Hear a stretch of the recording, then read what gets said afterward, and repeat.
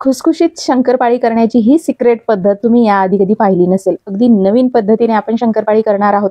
शंकरपाळी होतील अप्रतिम खुसखुशीत लेयर असलेली आणि तुम्ही इथे बघूच शकता किती सुंदर असा तिचा चुरा होतोय शंकरपाळीचा. अजिबात कडक होणार नाही, संपेपर्यंत खुसखुशीत राहतील. कशी करायची चला तर बघूया.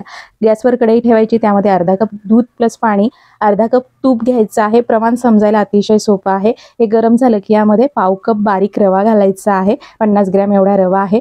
आणि लक्ष ठेवा, दूध गरम झालं की गॅस बंद करायचा आणि रवा व्यवस्थित दुधामध्ये मिक्स करून घ्यायचा आहे. आता अर्धा कप साखर आणि 2-3 वेलची मिक्सरला लावून बारीक त्याची पावडर तयार करून घेतली. ती आता यामध्ये मिक्स करून घ्यायची आहे. अशा पद्धतीने गरम दुधात तुपात रवा घातला ना की छान फुलतो, नरम होतो आणि या सिक्रेट टिपमुळे आपली शंकरपाळी छान खुसखुशीत होतात, तेलकट वगैरे होत नाही.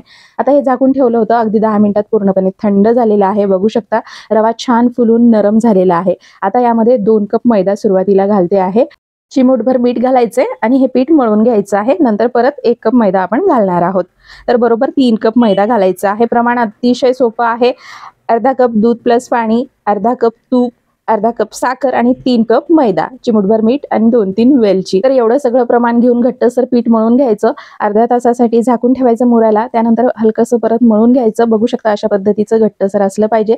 त्यानंतर मोठे मोठे पिठाचे गोळे तयार करून शंकरपाळी लाटायला घ्यायची. बाकीचं पीठ झाकून ठेवायचं आहे. सुरुवातीला शक्य होईल तेवढी पातळ चपाती लाटून घ्यायची. नंतर व्हिडिओमध्ये दाखवल्याप्रमाणे त्याला घड्या घालून 1/2 इंच जाडीची चपाती लाटून घ्यायची आहे. अशा पद्धतीने घड्या घातल्या की काय होतं, शंकरपाळ्याला छान अशा लेयर सुटतात.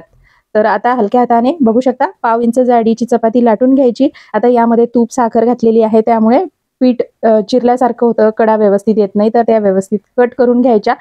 तर मस्त असा चौकोनी आकार तयार केला आहे. छान लेयर आलेले आहेत.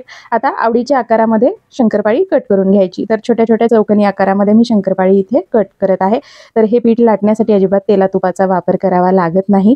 आणि शंकरपाळी देखील पोळपाटावून काढण्यासाठी उलथणीचा किंवा कलथ्याचा वापर करायचा. मध्यम आचेवर तेल गरम करून घ्यायचं. कलथ्याच्या साहाय्याने शंकरपाळी उचलायची आणि तेलामध्ये सोडायची. तेलामध्ये जेवढी बसतील तेवढीच सोडायची आहेत आणि तळापासून हलक्या हाताने हलवून घ्यायची आणि मस्त मध्यम आचेवर तळून घ्यायची. मंद आचेवर तळली तर शंकरपाळी तेल पितात आणि मोठ्या आचेवर तळली तर लवकर रंग येतो पण हातून कच्ची राहतात. म्हणून मध्यम आचेवर तळायची.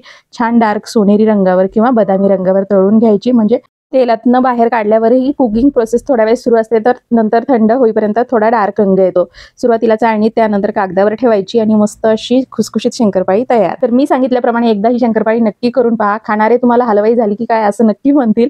तर ही रेसिपी जर आवडली असेल तर प्लीज फॉलो करा आणि अशा छान छान रेसिपीजसाठी आपल्या चॅनलला सबस्क्राईब देखील करा. धन्यवाद.